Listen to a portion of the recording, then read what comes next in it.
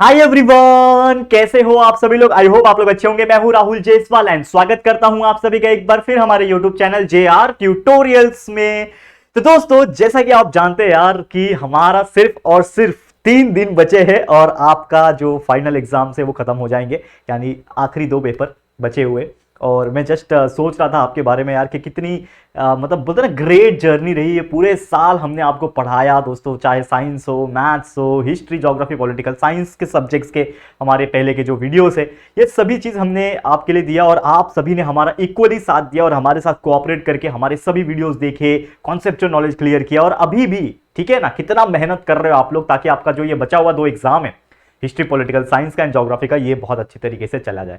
ठीक है, तो देखो जर्नी बहुत लंबी थी लेकिन फाइनली आपने कवर किया कि नहीं कवर किया। तो यार ये अपने आप से पूछो, आज के दिन पूछो कि यार जब शुरुआत हो रही थी 10वीं की तो आप डर रहे थे कि सर क्या होगा 10वीं में, परसेंटेज अच्छे आएंगे नहीं आएंगे, एग्जाम्स कैसा जाएगा। तो आप अपने आप से खुद पूछो कि क्या वो मेहनत जो आपने स्टार्टिंग से की थी वो यहाँ पे आके सक्सेसफुल हो रही है कि नहीं हो रही है। आपको खुद को अंदाजा लग गया होगा ना कि इतने सारे पेपर आपने लिख दिए, सिर्फ मात्र 2 पेपर बच गए हैं आपके, और इससे आपको एक बेहतरीन अंदाजा मिल भी गया होगा कि कितना अच्छी तरीके से आपने पेपर लिखा है।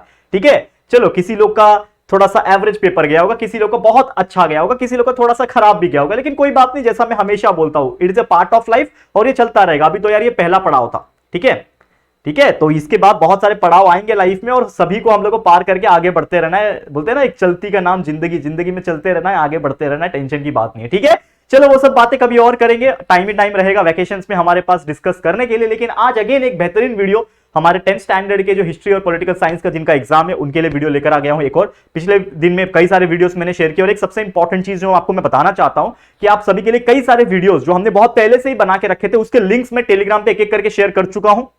तो जो बच्चे अभी तक टेलीग्राम पे नहीं जुड़े यार, बहुत सारी चीजें आप मिस कर दोगे। ठीक है, तो 2 जगह मैंने उनके लिंक शेयर किए हैं। एक तो टेलीग्राम पे शेयर किया है, जितने भी हमारे हिस्ट्री के, चाहे वो एमसीक्यूज के वीडियो हो, रॉन्ग पेयर्स के वीडियो हो, गिव रीजंस के हो, शॉर्ट नोट्स के हो, या फिर कई सारे और ऑब्जेक्टिव टाइप के क्वेश्चंस के वीडियो, सभी चीज टेलीग्राम पे अपलोड किया है मैंने, लिंक उसका डाला है वीडियो का। तो आप एक एक करके ओपन करके देखते रहो और शेयर करते रहो। दूसरी जगह कहां पे शेयर किया है, हमारे कम्युनिटी सेक्शन में। आप जानते हो हमारा यूट्यूब का एक कम्युनिटी सेक्शन होता है, तो यूट्यूब के अंदर JR ट्यूटोरियल्स के अंदर आओगे तो पहला जो ऑप्शन होता है वीडियो सेक्शन का होता है, फिर शॉर्ट्स होता है, लाइव होता है, फिर प्लेलिस्ट होता है, फिर आप देखोगे तो कम्युनिटी सेक्शन होता है। तो कम्युनिटी सेक्शन में कई सारे वीडियो के लिंक डाले हुए हैं कि आपने देखा कि नहीं देखा, उसमें मैंने वो पोल भी डाला हुआ है। तो वो सभी वीडियो के लिंक जो है ना वो आप लोग ओपन करके देखो, उसके वीडियोस को देखो, अच्छे तरीके से आपको समझ में आएगा। कल के दिन एक मेरी तरफ से एक्स्ट्रा वीडियो भी मैंने बनाया था 10th के हिस्ट्री का, 2 वीडियो बनाया था। एक में आपको पूरा objective fill in the blanks, पूरा का पूरा रॉन्ग पेयर्स वो बताया था। एक अलग से वीडियो बनाया जिसमें आपको पूरा का पूरा कॉन्सेप्ट चार्ट, कॉन्सेप्ट मैप और फ्लो चार्ट के वीडियो बनाया था। उसी प्रकार 10th के लिए पॉलिटिकल साइंस सब्जेक्ट का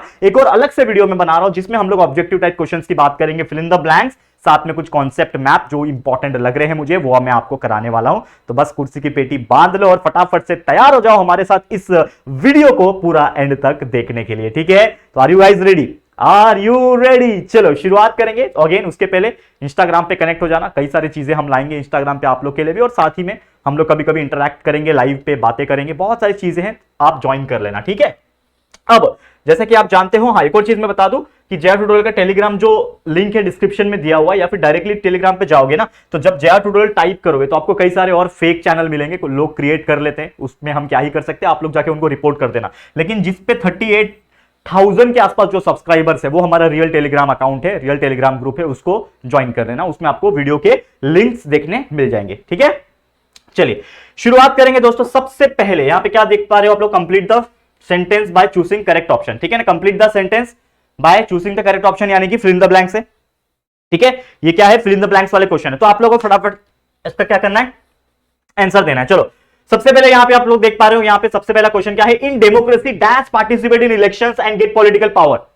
इलेक्शंस के डेमोक्रेसी, हाँ देखो आपको पता है कि हमारा इंडिया जो है वो डेमोक्रेटिक कंट्री है। ठीक है, इसमें मतलब इंडिया जो है ना, इंडिया का जो डेमोक्रेसी है ना, लोकतंत्र जिसको बोलते हैं हम लोग, ये पूरे इसको बोलते हैं ना वर्ल्ड का, ब्रह्मांड तो नहीं बोल सकते, नहीं तो आप बोलोगे कि सर पृथ्वी के बाहर थोड़ी ना पॉलिटिकल पार्टी चलती है, पृथ्वी के बाहर थोड़ी ना इंसान रहते हैं। देखो क्या पता है पृथ्वी के बाहर कौन कौन लोग रहते हैं, वी डोंट नो कि कौन कौन से टाइप के लोग यहां पे रहते हैं, मतलब पृथ्वी के बाहर रहते हैं। लेकिन नॉर्मल तौर पे बात किया जाए, जो डेमोक्रेसी होता है, हमारा जो लोकतंत्र है, इसमें dash participate in elections, election में कौन पार्टिसिपेट करता है और जब जीतते हैं तो पॉलिटिकल पावर आता है उनके हाथ में। कौन होते हैं वो? पॉलिटिकल पार्टीज होते हैं। तो इसका करेक्ट आंसर हो जाएगा पॉलिटिकल पार्टीज, मतलब जो भी पॉलिटिकल पार्टी होते हैं वो लोग इलेक्शन में पार्टिसिपेट करते हैं, उसके कैंडिडेट इलेक्शन में उतरते हैं, उनको वोट मिलता है, फिर वो जीतते हैं और वो अपना वो सरकार बनाते हैं। जैसे आज के डेट में हमारे पूरे इंडिया में जो पॉलिटिकल पार्टी जीती है वो कौन है? बीजेपी है, भारतीय जनता पार्टी, जिसके हमारे प्राइम मिनिस्टर कौन है? श्री नरेंद्र मोदी जी। ठीक है, तो ये हमारे प्राइम मिनिस्टर कौन से पार्टी से बिलोंग करते हैं? वो भारतीय जनता पार्टी। वैसे पिछले 10 साल पहले कौन था? कांग्रेस था, उसके कौन थे prime minister? Doctor Manmohan Singh थे। तो ऐसे कई अनगिनत प्राइम मिनिस्टर रहे हैं अलग अलग पार्टी से। तो पॉलिटिकल पार्टीज ही पार्टिसिपेट करती है इलेक्शन में और अपना पावर बनाती है, पॉलिटिकल पावर मिलता है उनको। ठीक है, सेकंड क्वेश्चन क्या है? In Maharashtra dash seats are reserve for women in local self government institution. सबसे पहले इंपॉर्टेंट चीज बताओ कि हमारा महाराष्ट्र में एक खासियत क्या है, पता है क्या? महाराष्ट्र में जो सीट्स होते हैं, किसके सीट्स होते हैं? इलेक्शन के, सेल्फ जो गवर्नमेंट इंस्टीट्यूशन होते हैं उसमें जो सीट्स होते हैं उसमें 50-50 का रेशियो होता है। मतलब कोई पार्शियलिटी नहीं होती है। 50% विमेन लोग पार्टिसिपेट कर सकते हैं, 50% मेंस लोग। नहीं तो कई सारी जगह क्या होता है ना कि मेंस लोग को ज्यादा प्रेफरेंस दिया जाता है कि यार ये तो आदमी वाला काम है, लड़कों वाला काम है, तो लड़कियों को नहीं दिया जाता है। लेकिन ये महाराष्ट्र में 50% सीट किसके लिए रिजर्व है? फीमेल्स के लिए। मतलब औरतें भी पार्टिसिपेट कर सकती है सेल्फ गवर्नमेंट इंस्टीट्यूशन में। चलो नेक्स्ट अगर मैं बात करूं, which of the law created a favourable environment for the women to secure freedom and self development. कौन सा ऐसा लॉ है जिसने क्रिएट किया एक favourable environment for women, women's के लिए एक बहुत अच्छा इन्वायरमेंट क्रिएट किया ताकि वो अपना फ्रीडम को सिक्योर कर सके और सेल्फ डेवलपमेंट को सिक्योर कर सके। तो क्या है वो, कौन सा ऐसा लॉ है? तो मैं आपको बता दूं कि वो जो लॉ है वो है दोस्तों डाउरी प्रोहिबिशन एक्ट। कौन सा है? Dowry prohibition act. ये कौन सा एक्ट है? ये ऐसा एक्ट है जिसमें ना, डाउरी का मतलब आप जानते ही हो, डाउरी का मतलब होता है दहेज। तो पहले के जमाने में क्या होता था, ये आपने स्टोरी कई सारे बार मूवीज में, कई सारी अपने पेरेंट्स के पेरेंट्स से, दादा दादी नाना नानी के जमाने में ना इसे बहुत हुआ करते थे। क्या होता था कि पहले जब आदमी की शादी होती थी, मतलब एक लड़का है अगर उसकी शादी होती थी, तो अगर जिस लड़की से शादी होगी उसके घर वाले से बहुत अच्छा दहेज मांगा जाता था। दहेज यानी कि पैसे मांगे जाते थे। ए भाई तू मेरे को 5 लाख दे दे, मैं तभी तेरी बेटी से शादी, मतलब मेरे बेटे की शादी करवाऊंगा तेरी बेटी से। मतलब इन शॉर्ट आप लड़की भी ले रहे हो, एट ए टाइम आप दहेज भी ले रहे हो, यानी पैसा भी ले रहे हो पूरा। मतलब बोलते हैं ना पूरा चीजें, सामान, फर्नीचर, सोफा, फ्रिज, ये सब मतलब लोग लेते थे। तो पुराने जमाने में ये परंपरा बनाई गई थी कि यार लड़के वाले ना हमेशा ऊपर रहेंगे, लड़की वाले नीचे रहेंगे। लेकिन ये चीज सोचना भी गलत है ना यार, दोनों तो इक्वल ही है ना। जहां लड़की है वहां लड़के भी है, क्योंकि हो सकता है यार आप एक टाइम पे लड़के हो तो आपकी कोई बहन भी होगी, ठीक है ना, तो उसका भी एक टाइम आएगा, तो वो लोग भी अगर सामने से बोलेंगे कि नहीं मेरे को इतना लाख दहेज चाहिए, तो आप कहां से लाओगे अगर आपका फाइनेंशियल कंडीशन ठीक नहीं है? तो दोनों को इक्वल दर्जा मिलना चाहिए। तो इसके लिए ना एक कानून बनाया गया कि यार ये जो दहेज है ना इसकी प्रथा बंद की जाए, मतलब एक प्रोहिबिट किया जाए। एक कानून बनाया जाए कि अगर जबरदस्ती कोई लेने की कोशिश करता है, पहले के जमाने में क्या होता था कि लड़कियां जब दहेज नहीं देती थी और शादी करके आ जाती थी तो उसके जो ससुराल वाले होते थे उसको बहुत टॉर्चर करते थे और कई सारी ऐसे डेथ हो जाती थी, हत्याएं की जाती थी दहेज के नाम पे। तो ये सब चीज ना हो करके ये एक्ट कानून जो है बनाया गया, जिसकी वजह से काफी हद तक कंट्रोल में भी आ गया है। लेकिन आज भी कहीं ना कहीं चीजें होती है, हमें पता नहीं चलती, लेकिन कहीं ना कहीं है ये बात। ठीक है, नेक्स्ट अगर मैं बात करूं, चौथा क्वेश्चन क्या है, ध्यान से देखना। देखो ये ऐसे एमसीक्यूज है जो आप लोग को मैं अलग से करा रहा हूं, बाकी जितने भी एक्सरसाइज के पीछे वाले एमसीक्यूज है, जितने भी हमने जो आपको वीडियोस प्रोवाइड किए हैं, जिसके लिंक हमने टेलीग्राम पे डाले हुए, कम्युनिटी सेक्शन में डाले हुए, वो सभी लोग आप देख लो। ये अलग से मैं जो करा रहा हूं उसको भी देख लो। जितना हो सके अपने एंड से आपको प्रैक्टिस करके लेना है, ठीक है, जितना हो सके क्या करना है, प्रैक्टिस करके ले लेना है। करेक्ट है, समझ में आ रहा है? आगे बढ़ते रहें। चलो जैसे मैंने बोला, नेक्स्ट क्वेश्चन क्या है, in order to make democracy meaningful, अगर हम लोग को हमारा जो लोकतंत्र है इसको मीनिंगफुल बनाना है तो the government of India adopted dash, मतलब हमारे जो डेमोक्रेसी है, लोकतंत्र है, इसको अगर मीनिंगफुल बनाना है तो हमारे इंडिया ने कौन सा चीज एडॉप्ट किया है, जिसको बोलते हैं डिसेंट्रलाइजेशन ऑफ पावर। ठीक है, डिसेंट्रलाइजेशन ऑफ पावर। क्योंकि देखो आप एक चीज समझते होंगे कि कोई भी सरकार जो होती है हर 5 साल के बाद चेंज हो सकती है। वो किसके ऊपर डिपेंड करता है, वोट करने वाले, यानी कि जब हमारा एज 18 साल के ऊपर हो जाता है तो हम वोट कर पाते हैं। तो ये लोकतंत्र के हाथ में, मतलब समाज के लोग के हाथ में। पहले के जमाने में क्या होता था, राजा वाला सिस्टम चलता था। अब राजा वाला सिस्टम में क्या था कि राजा का बेटा ही राजा बनेगा, मतलब एक राजा है उसका बेटा अगर है तो उसका बेटा राजा बन जाएगा, और जो प्रजा, जो आम जनता होती थी वो उसको ऑबे करेंगे। मतलब कोई भी एक आम इंसान उठ के जाके कभी साल 10 साल 20 साल के बाद जाके राजा नहीं बन पाएगा, वो आम इंसान हमेशा आम इंसान ही रहेगा। तो पहले के जमाने में एक डायलॉग इसके लिए फेमस हुआ था ना कि राजा का बेटा राजा ही रहेगा, गरीब का बेटा हमेशा गरीब ही रहेगा। लेकिन आज के डेट में due to the decentralization of power और we can say the democracy की वजह से आज कोई भी इंसान प्राइम मिनिस्टर बन सकता है, चाय वाला भी प्रधानमंत्री बन सकता है, और ये हमारे मोदी जी ने करके दिखाया। करेक्ट है, ये भी बात सही है। तो कोई भी इंसान बन सकता है, लेकिन उसके लिए आपको एकदम डेडिकेशन, कमिटमेंट और पूरा अपनी लाइफ को लगाना पड़ेगा यार। पॉलिटिक्स इतना आसान नहीं है, ठीक है। तो डिसेंट्रलाइजेशन ऑफ पावर, ताकि यार हर 5 साल में सरकार चेंज हो सके और अगर कोई सरकार में कोई चीज गलत हो रही है तो यार लोग उसको सबक सिखा सके और उनकी सरकार को ही गिरा सके। तो इस तरीके से चीजें हो जाती है। ठीक है, तो ये हो गया 4 क्वेश्चन। अब अगला क्वेश्चन क्या है इसको भी देख लेते हैं फटाफट से। क्या बोल रहा है? To increase agricultural production and become self sufficient with regarded to food grains dash was initiated. देखो 5वां क्वेश्चन क्या बोल रहा है, क्या बोल रहा है, ध्यान से सुनना दोस्तों, समझो इसको। To increase agricultural production and become self sufficient with regard to food grains dash was initiated. तो आपको याद होगा एक चैप्टर मैंने पढ़ाया था, इसमें फूड ग्रेन्स को यहां पे इंक्रीज करने के लिए, क्योंकि एक टाइम ऐसा भी आ गया था कि जहां पे हमारे देश में ना अनाज की कमी हो गई थी। तो एक बहुत बड़ा रेवोल्यूशन आया जिसको हम लोग ने बोला ग्रीन रेवोल्यूशन, जिसमें अनाज पैदा करने की जो कैपेसिटी है वो बढ़ाई गई, जिसके वजह से हर एक इंसान के पास खेती करके अच्छे से फसल उगाया जा सके और उसको मार्केट में बेचा भी जा सके ताकि आम जनता उसको खरीद के खा भी सके। तो green revolution is one of the greatest thing जो हुआ था। ठीक है, ग्रीन रेवोल्यूशन ये आपने पढ़ा भी होगा पहले भी, ये साइंस में भी आपने पढ़ा होगा ग्रीन रेवोल्यूशन। ठीक है, अनाज की जो खेती होती है, जो ग्रीन चीजें होती है, उसका एक तरीके से कैपेसिटी बढ़ा देना। तो ग्रीन रिवॉल्यूशन वाज इनिशिएटेड। ठीक है, नेक्स्ट है यहाँ पे men and women about dash years of age can vote in India. ये तो बच्चा बता देगा, बच्चा नहीं बताएगा, लेकिन आप लोग को पता होगा कि हमारे देश में जब तक हम 18 साल के नहीं होते तब तक हम वोट डालने नहीं जा सकते। तो कितना साल? 18 ईयर्स ऑफ एज। आदमी या फिर औरत जो भी है 18 साल के नहीं होंगे तब तक वो वोट नहीं कर सकते। तो 18 साल के बाद हमें अप्लाई करना होता है वोटिंग आईडी कार्ड के लिए, वोटर कार्ड बोलते हैं। एक बार वोटर कार्ड मिल गया तो आप अपने कॉन्स्टिट्यूएंसी के हिसाब से जहां जहां आपका नंबर आ रहा है, मतलब जहां पे आपका लिस्ट में नाम आया वहां पे जाके आप वोट कर सकते हो। ठीक है, समझ में आ गया। Next question, dash of India, देखो ध्यान से, dash of India one Stockholm, देखो ये वर्ड याद रखना, स्टॉकहोम वाटर प्राइज, ये बहुत अलग चीज है। स्टॉकहोम वाटर प्राइज को एक अवार्ड माना जाता है जो कि एक नोबेल प्राइज ऑफ वाटर कहा जाता है, मतलब पानी के क्षेत्र में। तो ये कौन जीता था हमारे इंडिया में? तो इनका नाम था दोस्तों राजेंद्र सिंह। क्या नाम था? राजेंद्र सिंह, याद रखना।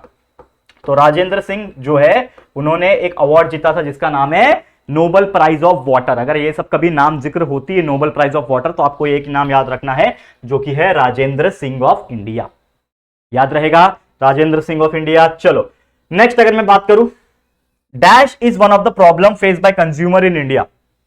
ठीक है, dash is one of the problems face by consumer in India. हमारे इंडिया में ना जो कंज्यूमर्स होते हैं, जो कस्टमर्स होते हैं, जो फूड खरीदते हैं, खाना खरीदते हैं या फिर जो भी चीज खरीदते हैं, उसमें एक सबसे ज्यादा मेजर प्रॉब्लम देखी गई है। वो क्या है दोस्तों? अगर आप इमेजिन करने में बोलूं आपको और क्वेश्चन नॉर्मल तौर पे पूछने की कोशिश करूं तो क्या आएगा इसका सही जवाब? कौन बताएगा? तो दोस्तों हमारे इंडिया में ना एक चीज बहुत कॉमन है जो आज के डेट में होती है, हर चीज में होती है, जो कि है मिलावट। दूध में मिलावट, क्या बोलते हैं उसको, मिर्ची होती है, क्या बोलते हैं, रेड चिली, रेड पाउडर वाली, उसमें ईटा मिलाया जाता है। ठीक है, काली मिर्च के अंदर वो पपीते के बीज मिलाया जाता है। जैसे कई सारी चीजें आपने पढ़ी होगी। जो हल्दी होती है येलो कलर की, उसमें पीला रंग मिलाया जाता है। तो देयर आर सो मेनी अनगिनत चीजें, फूड जिसमें मिलावट होती है। इसी के लिए हमारे कंज्यूमर जो है इंडिया में ये एक प्रॉब्लम बहुत ज्यादा फेस करते हैं जिसको हम लोग बोलते हैं एडल्टरेशन। क्या बोलते हैं? एडल्टरेशन ऑफ फूड, यानी कि मिलावट। मिलावट जो है बहुत ज्यादा देखी गई है। एक आखिरी question fill in the blanks यानी एमसीक्यूज का, इसको भी हम लोग देख लेते हैं फटाफट से। क्या क्वेश्चन है देखो ध्यान से देखना कि dash has got the recognition because of the 73rd and 74 amendment to constitution। मतलब कि किसने recognition को पाया है? because of the 73rd and 74th amendment of constitution। तो इसका जो सही जवाब है वो है दोस्तों local self governing institution. Local self governing institution. ठीक है, ये याद रहेगा।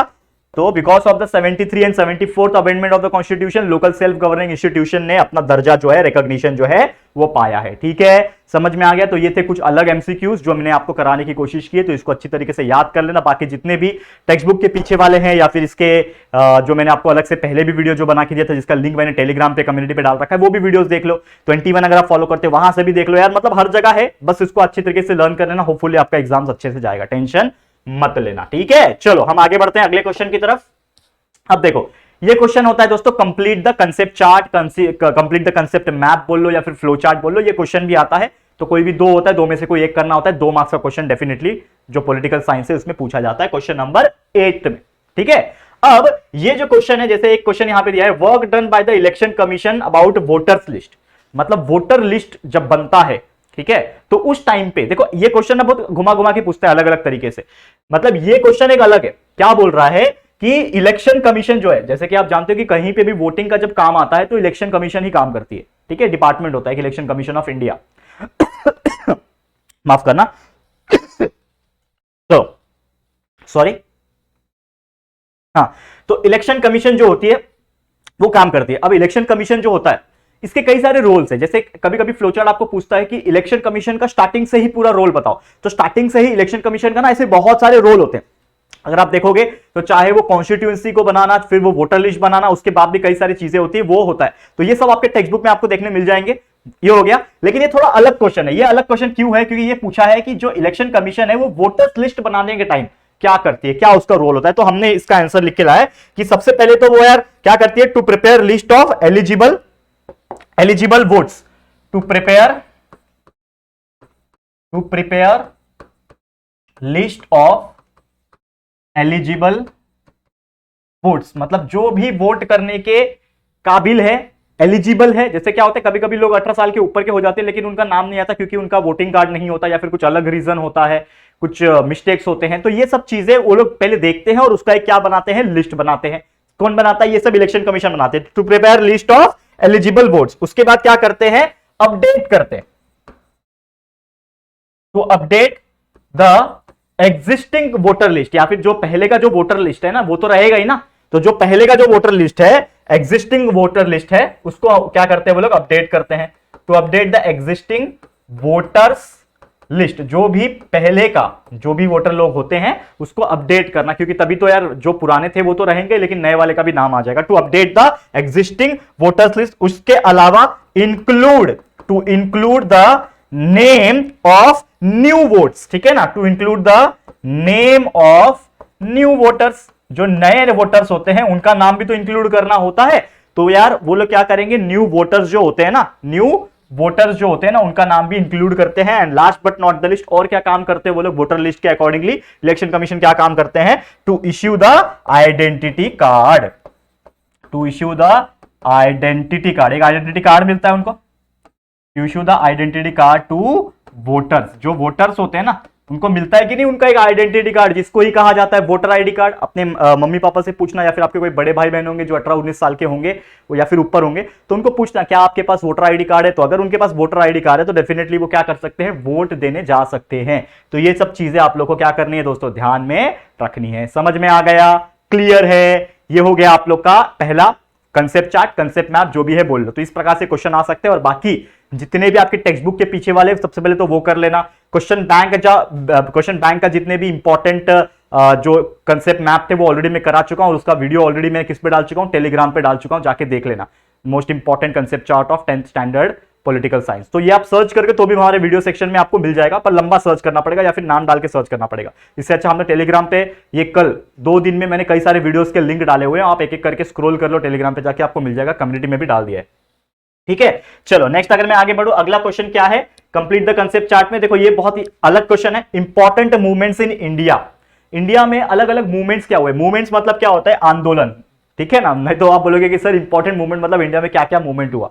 मोमेंट अलग होता है, MOMENT, मोमेंट, ये है मूवमेंट। मूवमेंट मतलब एक तरीके का आंदोलन। तो देयर आर सो मेनी आंदोलन, इतने सारे आंदोलन हमारे इंडिया में हुए ना कि आप मतलब यहां पे अगर मैं लिखने जाऊंगा ना तो आप सोच भी नहीं सकते। लेकिन हम लोग को क्या करना है, इस चैप्टर के अकॉर्डिंग चलना है। जो सोशल और हमारा जो मूवमेंट का जो चैप्टर है, चैप्टर नंबर 3, 4, क्या नाम था, 4 जो भी नाम था, इसमें हम लोग ने एक चीज क्या पढ़ा कि यार कौन कौन से टाइप के मूवमेंट्स है जो लोगों के लिए की गई थी। तो सबसे पहले एक मूवमेंट यहां पे लिख के रखा, कंज्यूमर मूवमेंट। कंज्यूमर मूवमेंट में क्या था, आपको याद है कि बहुत सारे लोग मिलावट करते थे, बहुत सारे लोग कंज्यूमर को वैल्यू प्रोवाइड नहीं करते, तो ये सब चीजें होती थी। तो कंज्यूमर प्रोटेक्शन एक्ट निकाला गया, ठीक है ना, ताकि हम लोग कंप्लेन कर सके, आपको कोई प्रोडक्ट खराब दी जा रही है, ये सब आप कंप्लेन कर सकते हो, करेक्ट है। तो ये सब क्या है, कंज्यूमर मूवमेंट है, कंज्यूमर लोग का आंदोलन हुआ था। फिर ट्राइबल मूवमेंट है, जो ट्राइबल्स लोग थे, ठीक है ना, उस टाइम के, अभी भी होते हैं, लेकिन ट्राइबल मूवमेंट क्या था, बहुत वो टाइम पे आंदोलन किए गई थी। तो इसके अलावा और कौन कौन से इंपॉर्टेंट मूवमेंट थे जो हमारे इंडिया में किए गए थे। तो एक सबसे ज्यादा इंपॉर्टेंट मूवमेंट था दोस्तों, वो था दोस्तों फार्मर्स मूवमेंट, ठीक है, फार्मर्स लोग का आंदोलन। तो फार्मर लोग का आंदोलन भी बहुत ज्यादा था कि यार प्रॉपर तरीके से प्राइस रखी जाए अनाज की, ठीक है, और फिर उसको बोलते हैं ना जो हमारा कर्जा है वो माफी किया जाए, कर्जा कम कर दिया जाए, ठीक है ना, इसको भी एक इंडस्ट्रियलाइज किया जाए कि लोग एग्रीकल्चर को कुछ समझते नहीं है, एग्रीकल्चर भी तो उतना ही इंपॉर्टेंट है जितना कि इंडस्ट्री है। तो इस प्रकार से किसान लोग का आंदोलन था जिसमें उनकी कई सारी डिमांड्स थी। तो ये एक इंपॉर्टेंट मूवमेंट था। तो फार्मर्स मूवमेंट हो गया। फार्मर्स मूवमेंट के अलावा अगर मैं बात करूं, एक था लेबर मूवमेंट, जो कामगार लोग होते हैं ना, जो मेहनती करते हैं, जो वर्कर्स लोग होते हैं, ठीक है, कोई भी फैक्ट्री को चलाने के लिए लेबर लोग लगते हैं। आप जानते हो ना, आज के डेट में आप जितने भी फैक्ट्री ले लो, चाहे वो लोहे बनाने वाली फैक्ट्री ले लो, चाहे केमिकल बनाने वाली हो, चाहे कपड़े बनाने वाली हो, हर एक में लेबर लगते हैं, यानी कि मजदूर लगते हैं काम करने के लिए, ठीक है। तो वो जो लेबर लोग हैं उनको उनका हक नहीं मिलेगा, उनको उनके मेहनत के हिसाब से पैसे नहीं मिलेंगे, तो लोग आंदोलन तो करेंगे। तो ये लेबर मूवमेंट भी वही था, जो लेबर लोग थे उन्होंने आंदोलन किया था। इसके अलावा वुमेन्स का मूवमेंट था, कई सारे वुमेन्स लोग को उनका हक नहीं मिलता था, ठीक है, उसके रिगार्डिंग जो उनके ऊपर अन्याय होते थे, जुल्म होते थे, उनके खिलाफ उन्होंने आंदोलन किया था। तो वुमेन्स का मूवमेंट हो गया। इसके अलावा एक और था जो कि था इन्वायरमेंट मूवमेंट, ठीक है ना, इन्वायरमेंट को बचाना है, ठीक है, तो इन्वायरमेंट्स मूवमेंट। ऐसे कई सारे प्रकार के मूवमेंट थे। ये 4-5 नाम आप लोग याद रख सकते हो, ये कभी कभी क्वेश्चन आंसर्स में भी पूछ लेता है, लेकिन ये फ्लोचार्ट के फॉर्म में आप याद रखोगे तो ज्यादा इजी होता है याद करना। तो ऐसे 4-5 जो मूवमेंट है इंपॉर्टेंट, इसको लर्न कर लेना। तो ये था हमारा सेकंड कंसेप्ट चार्ट। उम्मीद करता हूं कि आप लोग को ये समझ में आ गया होगा और याद कर लोगे आप लोग, ठीक है। आगे बढ़े, नेक्स्ट क्या है, next complete the concept chart, attributes in representative, ठीक है ना, जो रिप्रेजेंटेटिव होता है उसमें क्या क्या एट्रीब्यूट्स होने चाहिए। तो सबसे पहले अगर मैं बात करूं कि बहुत इंपॉर्टेंट एक एट्रीब्यूट होना चाहिए, जो कि वो होना चाहिए कि एफिशिएंट होना चाहिए, मतलब जो भी रिप्रेजेंटेटिव है, ठीक है, वो एकदम एफिशिएंट होना चाहिए ना, काबिल होना चाहिए। जैसे कि आपको अगर मैं पढ़ा रहा हूं, ठीक है ना, हमारे 3 साल से जेआर ट्यूटोरियल चला रहा हूं, तो यार कहीं ना कहीं कुछ काबिलियत होगी तभी तो हम कर पा रहे हैं और 1 मिलियन पे पहुंच पा रहे हैं, ठीक है ना। तो ये भी एक एफिशिएंट इंसान होना चाहिए। कोई भी इंसान जब एफिशिएंट होता है तो अपने आप वो आगे बढ़ता है, करेक्ट है। तो यार ये जो रिप्रेजेंटेटिव जो भी होंगे वो यार वो काबिल तो होने चाहिए ना उस पोजीशन पे। जैसे आज के डेट में हमारे प्राइम मिनिस्टर मोदी जी है, वो काबिल है तभी तो उस पोजीशन में 2 बार जीत चुके हैं। अभी तीसरी बार 2024 में फिर से इलेक्शन आएगा, फिर से देखते हैं कि मोदी जी जीतते हैं कि नहीं। ऑब्वियसली जीतने के चांसेस तो उनका ही ज्यादा है, ठीक है ना। तो एफिशिएंट होना चाहिए। एफिशिएंट के अलावा वो थोड़े से ऑनेस्ट होने चाहिए। क्या होना चाहिए, ऑनेस्ट होने चाहिए, मतलब यार सच्चा होना चाहिए इंसान, मतलब ठीक है, समझ में आ रहा है। तो ये हो गया। ट्रस्टवर्दी होना चाहिए, जिसके ऊपर आप भरोसा कर सको, ठीक है, ट्रस्टवर्दी होना चाहिए, ठीक है। इसके अलावा क्या होना चाहिए, ट्रस्टवर्दी के अलावा वो जो है हमारा जो भी पब्लिक होती है उसका ओपिनियन, उसका रिस्पेक्ट करना चाहिए। तो respect public opinion, respect public opinion, मतलब यार कोई, जैसे कि ये रिप्रेजेंटेटिव की बात हो रही है, तो रिप्रेजेंटेटिव जो भी इंसान होता है, चाहे वो छोटे से छोटा कॉन्ट्रैक्टर क्यों ना हो, ठीक है ना, या फिर बड़े से बड़ा प्रेसिडेंट प्राइम मिनिस्टर क्यों ना हो, ठीक है ना। अब ये जो लोग होते हैं, ठीक है, चाहे वो कॉर्पोरेटर हो, चाहे वो एक बोलते हैं ना नगर सेवक जिसको हम लोग बोलते हैं वो हो, या फिर एक छोटा से छोटा मतलब बोलते हैं ना एक क्या बोलते हैं पार्टी में जो कार्यकर्ता हो, या फिर एक बोलते हैं ना बड़ा एमएलए हो, एमपी हो, या फिर उससे बड़ा कोई मिनिस्टर हो, या फिर कोई प्राइम मिनिस्टर हो, या फिर प्रेसिडेंट हो, मतलब हर लेवल के, मैंने बात बोल दी। तो हर लेवल के जो व्यक्ति होते हैं, जो भी पोजीशन उनको मिला है, अगर वो ताव में रहेंगे और पब्लिक की बात नहीं सुनेंगे, पब्लिक का ओपिनियन मैटर नहीं करेगा उनको, तो फिर वो रिप्रेजेंटेटिव कहलाने के लायक नहीं है। यानी कि यार कोई एक ऐसा इंसान जो पब्लिक की भी बात सुनता है और वो अमल करता है। जैसे कि हम लोग बोलते हैं ना कि यार हमको क्या चाहिए, हम वोट क्यों देते हैं, क्योंकि हमको यार हमारी बिजली की फैसिलिटी चाहिए, हमको रोड्स अच्छे चाहिए, हमको पानी सप्लाई आना चाहिए, हमारे जो इंफ्रास्ट्रक्चर है, रोड्स, रेलवे, बस, ट्रांसपोर्ट, एयरपोर्ट, ये सब की फैसिलिटीज हमें मिलनी चाहिए, तभी तो हम लोग गवर्नमेंट को टैक्स भरते हैं ना यार। अगर जो भी इंसान अच्छा कमा रहा है वो टैक्स तो भरेगा ही, एक रूल है, ठीक है ना, वो आपको पता ही होगा इनकम टैक्स का क्या रूल है। तो ये सब चीज है क्यों मैटर करती है, क्योंकि यार अगर जो भी इंसान है तो उसको पब्लिक का रिस्पेक्ट करना चाहिए और उसके ओपिनियन पे खरा उतरना चाहिए। तो इसके लिए ये बहुत इंपॉर्टेंट चीज है कि रिप्रेजेंटेटिव जो होता है उसको क्या क्या एट्रीब्यूट्स होना चाहिए। समझ में आ गया, क्लियर है। आगे बढ़ जाए अगले क्वेश्चन की तरफ। चलो क्या है अगला क्वेश्चन, नेक्स्ट यहां पे क्या बोल रहा है, कंप्लीट द मैप। ये एक टाइमलाइन वाला क्वेश्चन है, ये क्वेश्चन आ भी सकता है, टाइमलाइन वाले क्वेश्चंस पूछे जाते हैं ज्यादातर। क्या है क्वेश्चन में, सबसे पहले 1885 में है इंडियन नेशनल कांग्रेस, मतलब एक्चुअल में क्या दिया है, ये दिया है एक ईयर, और उस ईयर में कौन सा नेशनल पॉलिटिकल पार्टी बनी। पॉलिटिकल पार्टी पता है आपको, जो जैसे अभी आज के डेट में हमारे मेन पॉलिटिकल पार्टी कौन है, भारतीय जनता पार्टी, बीजेपी है, ऑल इंडिया कांग्रेस है, कांग्रेस जिसको बोलते हैं, फिर एक नेशनल कांग्रेस पार्टी है, तृणमूल कांग्रेस है, ठीक है ना, आज के डेट में आम आदमी पार्टी भी फॉर्म में आ गई है। तो ऐसे कई सारे पार्टीज हैं, हम लोग को पता है ये सब चीज, हमारे इंडिया में हम लोग रहते हैं। तो ये पार्टी कब कब बनी, तो 1885 में सबसे पुरानी पार्टी, अगर आप इंडिया में देखोगे ना, सबसे पुरानी जो पार्टी है हमारे भारत देश में आज के डेट में भी जो है वो है कांग्रेस, इंडियन नेशनल कांग्रेस, ठीक है। समझ में आ गया। तो इंडियन नेशनल कांग्रेस 1885 में बनी थी। उसके बाद कम्युनिस्ट पार्टी ऑफ इंडिया, ये कम्युनिस्ट पार्टी ऑफ इंडिया जो है इसका निर्माण कब हुआ? ठीक है, ठीक है, इसका जो निर्माण है वो लगभग 1925 में हुआ। 1925 में ये पार्टी को बनाया गया, मतलब कितने साल के बाद? लगभग 40 साल के बाद। मतलब सोचो कि ये जब कांग्रेस पार्टी जब उस टाइम पे थी तो उसके सराउंडिंग में कोई दूसरी पॉलिटिकल पार्टी नहीं थी जो उससे कॉम्पिटिट कर सके। आज के डेट में अगर आप देखोगे तो कांग्रेस है, उसके अगेंस्ट में, अगेंस्ट नहीं बोल सकते, आइडियोलॉजी का डिफरेंस होता है, अगेंस्ट कोई नहीं होता है, ठीक है ना, सब भारत के लिए ही है पूरी सरकार, लेकिन एक आइडियोलॉजी की बात होती है कि हम इस तरीके से काम करते हैं, हम इस तरीके से काम करते हैं, ठीक है। तो ये जो इंडियन नेशनल कांग्रेस थी 1885 में, तो उस टाइम पे कोई दूसरी पॉलिटिकल पार्टी थी ही नहीं, और इसीलिए शायद इनका दबदबा था और इसीलिए वो इतने साल तक हमारे भारत देश में सरकार बना पाए। फिर 1925 में कम्युनिस्ट पार्टी ऑफ इंडिया जो है वो आई। उसके बाद 1980 में I guess Bharatiya Janata party I, BJP जिसको बोलते हैं, ठीक है ना, भारतीय जनता पार्टी, ठीक है, भारतीय जनता पार्टी जिसको शॉर्टकट तरीके से बीजेपी कहा जाता है, ये आप जानते ही हो। तो ये 1980 में बनाया गया। फिर 1984 में एक पार्टी बनी जिसका नाम था बहुजन समाज पार्टी, इसका भी नाम आपने सुना होगा, ठीक है, बहुजन समाज पार्टी, जिसको आई गेस बीएसपी के नाम से जाना जाता है। और if I am not wrong, मैं 100% श्योर नहीं हूं, लेकिन मुझे जहां तक लगता है ये बीएसपी जो पार्टी है, बहुजन समाज पार्टी, ये शायद वो जो मायावती है ना, मायावती जी, उनकी पार्टी है ये। तो जहां तक मेरे को ऐसा लगता है, लेकिन अगर मैं गलत हूं तो मुझे कमेंट करके बता देना, ठीक है। तो बहुजन समाज पार्टी बीएसपी कब बना था? 1984 में। तो ये सब नाम और कौन से डेट को कौन सी पार्टी बनी ये जरूर से याद करना, आपके चैप्टर्स में भी दिया हुआ है टेक्स्ट बुक में, तो आप लर्न कर लेना। एक लास्ट है यहाँ पे ऑल इंडिया तृणमूल कांग्रेस, जिसको हम लोग शायद टीएनसी बोलते हैं, क्या बोलते हैं इसको, ठीक है, मेरे को शॉर्टकट नहीं याद है इसका, पर ये किसकी है पता है क्या? जो हमारी बंगाल की जो चीफ मिनिस्टर है ना, ठीक है, उनकी पार्टी है। क्या नाम था उनका? भूल गया नाम देखो, कभी कभी मेरे को याद आता है, मैं पॉलिटिक्स में थोड़ा इंटरेस्टेड हूं, मतलब ऐसे आगे जाके हो सकता है पॉलिटिक्स में जाऊं, लेकिन देखो अभी फिलहाल में तो यार पढ़ा रहा हूं, बाकी चीजें हैं, लेकिन ना मैं ना याद रखता हूं नाम, लेकिन मेरे को ना अभी क्लिक नहीं हो रहा है, ठीक है। तो आप लोग मुझे कमेंट करके बता देना, ठीक है, मैं थोड़ा सोचता हूं मैं, ठीक है। क्या नाम था?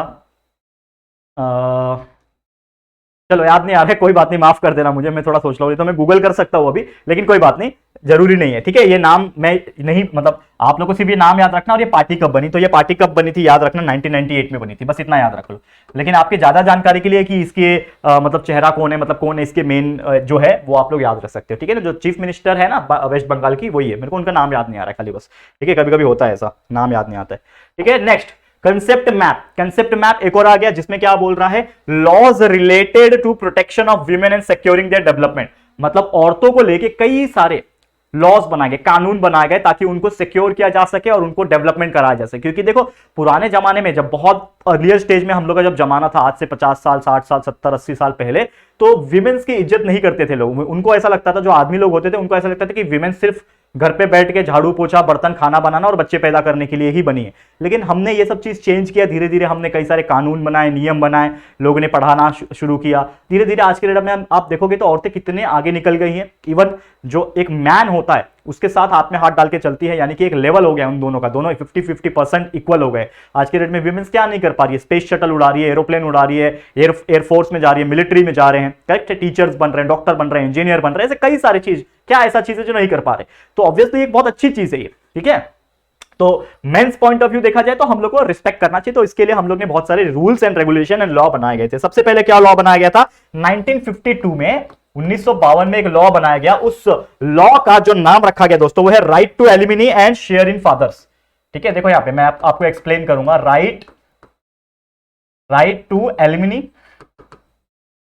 Alumni and share in father property, ठीक है।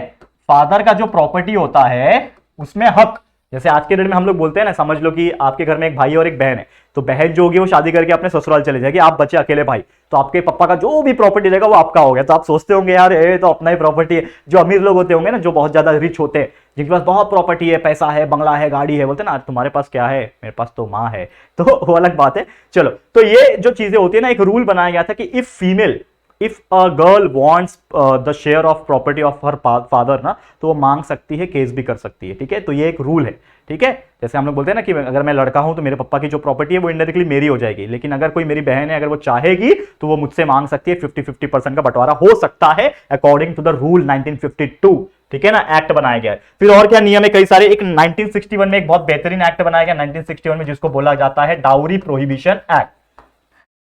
डाउरी देखो स्पेलिंग गलत लिख दिया मैंने,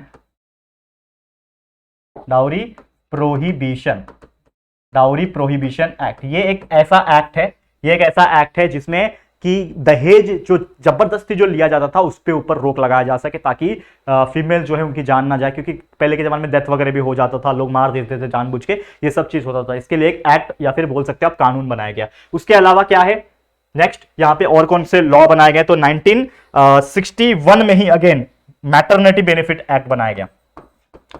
मैटरनिटी बेनिफिट एक्ट क्या है ये? मैटरनिटी का मतलब मां बनना। जैसे पहले के जमाने में क्या होता था कि लोग मां बनते थे, मतलब जो फीमेल होती थी मां बनती थी, तो वो कुछ कर नहीं पाती थी, या फिर उनको बोलते हैं ना कि लीव नहीं मिलता था। लेकिन 1961 में एक रूल बनाया गया कि अगर लाइक फीमेल मां बनने वाली है, मैटरनिटी फेज पे है, तो उनको जो भी सुविधाएं हैं वो दी जाएगी। तो ये एक एक्ट बनाया गया था। और एक और बहुत अच्छा एक्ट है 1993 में बनाया गया, protection of human rights, protection of human rights. मतलब जो भी औरतें, ठीक है, जो ह्यूमन राइट्स के लिए काम करती है तो उनको भी प्रोटेक्शन प्रोवाइड किया जाएगा। पहले के जमाने में क्या होता था कि जो औरतें ना दूसरी औरतें के लिए आवाज उठाती थी पहले के जमाने में, कि यार एक कोई सोशल वर्कर एक औरत है समझ लो, अब एक औरत है जिसको पति रोज मारता है, दारू पी के आता है, बहुत सारी चीजें होती थी पहले के जमाने में, आज के डेट में भी होती है दोस्तों, लेकिन पता नहीं चलता उतना। ठीक है, लोग थोड़ा पढ़े लिखे हो गए, समझदार हो गए। पहले के जमाने में क्या होता था, खुलेआम होता था। ठीक है ना, ये आपने सुना भी होगा, देखा भी होगा, मूवीज में देखा होगा, पुरानी डॉक्यूमेंट्रीज में देखा होगा, पढ़ा होगा थोड़ा बहुत चीजें। तो ये सब चीज बहुत जुल्म होते थे। तो जो औरत होती थी वो क्या करती थी, कुछ ऐसे औरत जो थोड़ी पढ़ी लिखी, थोड़ी समझदार होती थी, वो आवाज उठाते थे, वो सोशल वर्कर बन जाते थे, एक तरीके से ह्यूमन राइट्स के लिए काम करते थे। लेकिन यार कुछ लोग ऐसे भी होते थे जो उन औरतों को, जो ह्यूमन राइट्स के लिए काम कर रहे हैं, जो दूसरी औरतों की भलाई के लिए काम कर रहे हैं, उनको भी नीचे दिखाते थे, उनको भी यहां पे धमकाते थे, डराते थे, इवन मारते भी थे। तो ये सब चीज ना हो, उसके कंट्रोल के लिए एक रूल बनाया गया था 1993 में, protection of the human rights act. तो ये सब चीज आपको ध्यान में रखना है। ठीक है, तो ये सब कुछ लॉज थे जो स्पेशली वीमेन के प्रोटेक्शन के लिए बनाए गए और उनके डेवलपमेंट के लिए बनाए गए थे। ठीक है, नेक्स्ट अगर मैं बात करूं नेशनल पार्टीज इन इंडिया, यार ये तो बहुत फेवरेट क्वेश्चन है, ये तो बच्चा बता देगा कि कौन कौन से इंडिया में नेशनल पार्टी से, नेशनल होने चाहिए, रीजनल नहीं। तो जैसे कि आप जानते हो कि हमारे इंडिया में बहुत सारे ऐसे पार्टी है जो पूरे नेशन के हिसाब से इलेक्शन लड़ती है। ठीक है, अब यहां पे अगर आप देखोगे महाराष्ट्र में कई सारी ऐसी पार्टी है जो रीजनल पार्टी से, जो पूरे इंडिया के लिए इलेक्शन में नहीं उतरती, लेकिन महाराष्ट्र का जब इलेक्शन रहेगा तो उसमें उतरेगी। तो वो नाम नहीं लिखना है आपको, वही नाम लिखना है जो पूरे इंडिया के लिए हो। जैसे कि ऑल इंडिया नेशनल कांग्रेस, ये पूरे इंडिया के लिए, कांग्रेस जो है पूरे इंडिया के लिए है। जब भी सेंट्रल इलेक्शन होते हैं तो कांग्रेस आता है। उसके अलावा ऑल इंडिया तृणमूल कांग्रेस, तृणमूल कांग्रेस जो है वो भी इंडिया के लिए पूरा मतलब इलेक्शंस करते हैं। फिर एक कम्युनिस्ट पार्टी है जिसको मार्क्सिस्ट पार्टी भी कहा जाता है। इसके अलावा एक आप जानते हो भारतीय जनता पार्टी, आज के डेट में बहुत फॉर्म में है। ठीक है, भारतीय जनता पार्टी, ठीक है, भारतीय जनता पार्टी, शॉर्टकट में बीजेपी याद रखो। ठीक है, बीजेपी, तो ये पार्टी बीजेपी हो गई। ठीक है, ये भी पूरे इंडिया में है मतलब। और इसके अलावा और कौन सी पार्टी है, बहुजन समाज पार्टी। ठीक है, बहुजन समाज पार्टी, ये भी पूरे ऑल इंडिया में है, जिसको हम लोग बीएसपी कहा जाता है। ठीक है, इसके अलावा और कौन सी पार्टी है बताओ फटाफट से। एक है नेशनलिस्टिक कांग्रेस पार्टी, एनसीपी जिसको कहा जाता है, नेशनलिस्टिक कांग्रेस पार्टी, जिसको शॉर्टकट तरीके से एनसीपी कहा जाता है। तो ये सब कुछ पॉलिटिकल पार्टी से, ऐसे दो चार और हैं, तो आप सबके नाम लर्न कर लेना कि कौन कौन से पूरे इंडिया लेवल पे पार्टीज है, कौन कौन से महाराष्ट्र लेवल पे पार्टीज है। ये दो चीज तो आपको अच्छी तरीके से याद कर लेना है। ठीक है, समझ में आ गया दोस्तों, उम्मीद करता हूं कि आपको क्लियर हो गया होगा। चलो फटाफट जाएंगे, थोड़ा टाइम हम लोग का ज्यादा हो रहा है, फटाफट से जाएंगे। नेक्स्ट है यहाँ पे complete the concept chart, national policy for agriculture. ये मेन नहीं है, सॉरी, ये है आपका मेन, मतलब हेडलाइन ये है कि demands of the farmer movement. देखो अभी भी मैंने आपको बताया था, वो हमने जो पढ़ा था ना कि कौन कौन से टाइप के मूवमेंट है इंडिया में इंपॉर्टेंट, तो उसमें से एक फार्मर मूवमेंट भी था, किसान लोग का आंदोलन। तो किसान लोग का आंदोलन में क्या उनके डिमांड्स है वो लिखना है, मतलब the demands of the farmer movement. किसान लोग क्या चाहते थे, सबसे पहले तो वो चाहते थे कि नेशनल पॉलिसी बनाया जाए एग्रीकल्चर को लेकर, एग्रीकल्चर को लेकर नेशनल पॉलिसी बनाया जाए। इसके अलावा जो भी एग्रीकल्चरल प्रोडक्ट है उसका एक एप्रोप्रिएट प्राइस लगाया जाए, appropriate price for agricultural product. Agricultural जो भी प्रोडक्ट्स रहेंगे, जो भी अनाज जो भी रहेगा, पहले के जमाने में क्या होता था, कुछ भी प्राइस मांगते थे, मतलब एक किसान अनाज पैदा कर रहा है, इतना सालों भर मेहनत करके धूप में, कड़ी धूप में हल चला के बीज बो के पूरा अच्छे से करके अनाज पैदा कर रहा है, और उसको जब बेचने जाता है तो उसको 1 रुपया मिलता है। आपने अभी भी सुना होगा, कई सारी जगह पे ऐसा होता है। तो उसका एक हक का प्राइस मिले, एप्रोप्रिएट प्राइस उसको मिले, इसके लिए उसका डिमांड था। उसके अलावा और क्या क्या डिमांड थे उसके, हम लोग बात करें। एक था डेप्ट रिलीफ। डेप्ट रिलीफ मतलब क्या होता है कि डेप्ट का मतलब होता है कर्जा। हम लोग कर्ज लेते हैं, जैसे किसान जो होता है ना, उसके पास एक ही बार इतना पैसा नहीं होता है कि वो सब कुछ कर सके, तो वो दो लोगों से कर्ज लेता है, जमींदार से कर्ज लेता है, वो कर्ज लेके वो खेती करता है, तो उसको उसकी कर्ज से थोड़ा सा आराम मिल सके, मतलब पूरा माफ ना हो लेकिन आराम मिले, ये एक डिमांड था। और एक दूसरा भी डिमांड था जो कि था डेप्ट कैंसलेशन। ठीक है, दोनों डिमांड थे, मतलब या तो आप हमारा डेप्ट को कम कर दो, थोड़ा सा रिलीफ दे दो हमको, या तो पूरा कैंसिल कर दो। आज के डेट में भी आप देखोगे तो बहुत सारे किसान लोग चाहते हैं कि कर्ज माफी हो जाए। तो आप देखा होगा ना, किसान लोग आंदोलन आज के डेट में भी करते हैं, सरकार से बोलते हैं कि यार हमारी जो किसान लोग है उसका जो कर्ज हमने लिया हुआ है उसको माफ किया जाए, तो किसान का कर्ज माफी, ठीक है, तो ये किया जाए। तो ये सब कुछ उनके डिमांड्स थे फार्मर के। इसके अलावा एक और डिमांड था जो कि था दोस्तों agriculture to be treated as industry. Agriculture to be treated as industry, मतलब जो एग्रीकल्चर होंगे उसको भी यार इंडस्ट्री का दर्जा दिया जाए, क्योंकि यार ये भी तो एक चीजें बनाई जा रही है ना, यहाँ पे भी प्रोड्यूस की जा रही है, तो ये भी यार इंडस्ट्री के बराबर ही हुआ। तो ये सब कुछ दर्जा हमें मिले, इस प्रकार से जो डिमांड था किसान लोग का वो सरकार से था। तो ये सब कुछ चीज था demands of the farmer movement. और इसके अलावा एक आखिरी क्वेश्चन जो है, जो कि basic principle ensuring in the constitution. Constitution में क्या क्या बेसिक प्रिंसिपल है ये आप सभी लोग जानते हैं, that is right to freedom, right to equality, ये सब आप जानते हो, लिख दो बस वही चीज है, राइट टू इक्वालिटी। ठीक है, इसके अलावा right to freedom, right to freedom, freedom की सबको चाहिए। इक्वालिटी का मतलब क्या है, एकता होना चाहिए, कोई भी कोई किसी से बड़ा नहीं, कोई किसी से छोटा नहीं, इक्वल सब लोग है। तो right to equality, right to freedom, हम सब लोग आजाद लोग हैं, हमको जो मर्जी हम कर सकते हैं, हमारी आजादी है हमको, तो फ्रीडम हमें मिलना चाहिए। तो राइट टू फ्रीडम हो गया, ठीक है ना। फिर राइट टू रिलीजन, मतलब जो धर्म आप मानना चाहते हो, जो कल्चर आप मानना चाहते हो, ये सभी चीज मिले। जैसे कि कुछ लोग अगर हिंदू है तो हिंदू फॉलो करना चाहते हैं, हिंदू कर सकते हैं, कुछ लोग अगर मुस्लिम है तो वो फॉलो करना चाहते कर सकते हैं, कुछ लोग क्रिश्चियन है वो फॉलो करना चाहते कर सकते हैं, सिख है, तो चाहे जो भी हमारे इंडिया में जो धर्म है वो अगर इंसान मानना चाहता है तो वो उसके ऊपर डिपेंड करता है कि वो क्या मानेगा क्या नहीं मानेगा, कोई उसको जबरदस्ती नहीं कर सकता, ये हमारे कानून में लिखा हुआ है। तो ये एक बहुत अच्छा चीज है। उसके अलावा राइट टू एजुकेशन, सभी लोग को पढ़ने का अधिकार है, राइट टू एजुकेशन। ठीक है, अगर मैं पढ़ना चाहता हूं तो मुझे कोई नहीं रोक सकता, ठीक है, कि कोई मेरे को आके बोलेगा तू नहीं पढ़ेगा, देख ले तू पढ़ा तो मारूंगा तेरे को, ऐसा कोई नहीं बोल सकता। राइट टू एजुकेशन हमारा हक है। तो ये सब चीजें हैं, राइट टू फ्रीडम हो गया, right to freedom of religion, right against exploitation, अन्याय से हम लोग लड़ सकते हैं, कोई हमें अन्याय कर रहा है तो हम उसके खिलाफ आवाज उठा सकते हैं। तो ये सब कुछ चीजें हैं, आप इसको ध्यान से पढ़ सकते हो और आप लोग इसको अच्छी तरीके से लर्न कर सकते हो। तो ऐसे कई सारी चीजें और भी आपके टेक्स्ट बुक में मिलेंगे, तो उसको अच्छे से पढ़ाई करते रहो, ठीक है। तो बस आज के लिए फिर मेरी तरफ से इतना ही था, that's it for today. And इसी के साथ हमारा ये जो वीडियो है इसको एंड करता हूं।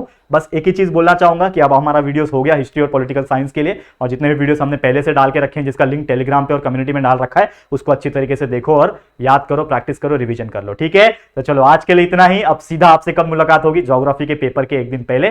तो बस बने रहना हमारे साथ आखिरी बार, और उसके बाद तो और भी बहुत सारी चीजें हैं, लेकिन करेंगे धीरे धीरे, लेकिन हमारे साथ जुड़े रहना, प्यार दिखाते रहना। आज के लिए इतना ही। ये वीडियो आपको कैसा लगा है प्लीज कमेंट करके बताना। वीडियो पसंद आया है तो प्लीज वीडियो को लाइक कर देना, अपने दोस्तों के साथ शेयर कर देना, और अगर पहली बार आए हो हमारे चैनल पे तो प्लीज हमारे चैनल को फटाफट से सब्सक्राइब करना, साथ में बेल आइकन को भी प्रेस कर देना, ठीक है दोस्तों। तो जल्दी मिलेंगे हमारे एक और न्यू वीडियो में, तब तक के लिए thank you and good bye.